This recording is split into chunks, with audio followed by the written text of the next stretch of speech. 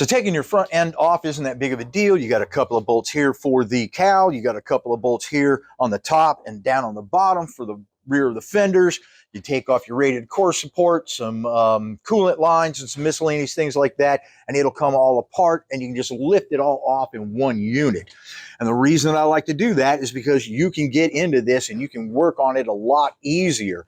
Once your front end is on, it makes it a lot more difficult to work on your suspension, makes it a lot more difficult to work on your engine. So yes, it is a bit of a drag taken off the front, but it's not a drag working on it like this.